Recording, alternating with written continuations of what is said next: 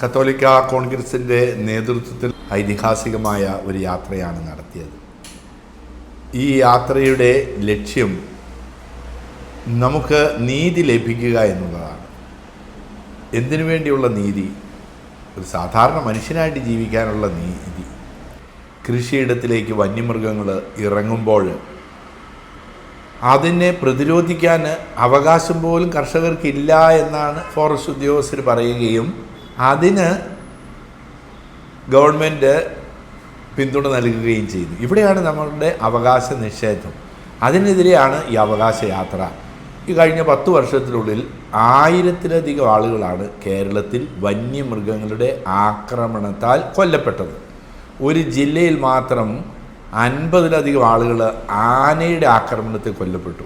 നിസ്സാരമായൊരു കാര്യമാണ്. നമ്മൾ ഉറങ്ങിക്കിടക്കുന്ന അമ്മയും കുഞ്ഞിനെയും കൂടി പുലി എടുത്തുകൊണ്ട് പോകുമ്പോൾ ജീവിക്കാനുള്ള ഒരു അവകാശമല്ലേ നമുക്ക് ആവശ്യമായിട്ടുള്ളത്.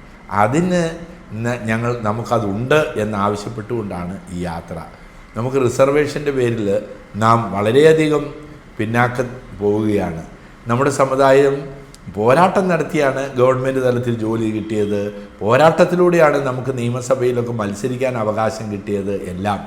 എന്നാൽ ഈ പുതിയ കാലഘട്ടത്തിൽ റിസർവേഷൻ്റെ പേരിൽ നമുക്ക് ജോലിക്കുള്ള എല്ലാ സാധ്യതകളും വളരെയധികം പരിമിതപ്പെടുത്തിയിരിക്കുകയാണ്.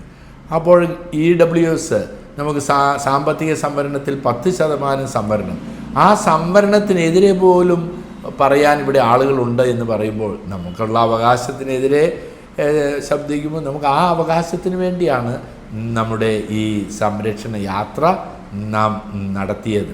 ഇങ്ങനെ നിരവധിയായ കാര്യങ്ങൾ സർക്കാരിൻ്റെ മുൻപിലേക്ക് കൊണ്ടുവരിക. ഒരാൾക്ക് ഞങ്ങളുടെ ഏറ്റവും വലിയൊരു ആവശ്യമാണ്, ഒരു തൊഴിലാളിക്ക് ജീവിക്കാനുള്ള അവകാശമുണ്ടല്ലോ. തൊഴിൽ ചെയ്തിട്ട് അവൻ്റെ മാൻ പവർ, അവൻ്റെ ശക്തി അവിടെ കളയുക. 1 മണിക്കൂറിൽ 100 രൂപ അതവന് കിട്ടണം. അതാണ് ഞങ്ങളുടെ ആവശ്യം. ഇന്നത് കിട്ടുന്നില്ല. ഇന്ത്യയുടെ ആവറേജ് ഒരാൾക്ക് കിട്ടുന്നത് 6000 രൂപയാണ്. ഒരു മാസം 6000 രൂപ. അപ്പോൾ 1 മണിക്കൂറിൽ 100 രൂപ കൊടുക്കുക എന്ന് പറയുമ്പോൾ അത് അവൻ്റെ അവകാശമാണ്. ജീവിക്കാനുള്ള ഒരവകാശമായിട്ടാണ് നാം അതിനെ കാണുന്നതും അതിനെ മുന്നോട്ട് വെക്കുന്നതും ഈ ആശയം. അപ്പോൾ ഗവൺമെൻറ് തലത്തിൽ നമുക്ക് വളരെയധികം തിരിച്ചടികൾ സർക്കാർ നമ്മുടെ ന്യൂനപക്ഷത്തെ മാറ്റി നിർത്തുന്നുണ്ട്. അതുകൊണ്ട് ഈ അവകാശ സംരക്ഷണ യാത്ര നമ്മുടെ അവകാശങ്ങൾക്ക് വേണ്ടി, നീതിക്ക് വേണ്ടിയുള്ളൊരു പോരാട്ടമാണ്. അത് വിജയിപ്പിക്കാൻ എല്ലാവരുടെയും പിന്തുണ ഞാൻ അഭ്യർത്ഥിക്കുന്നു.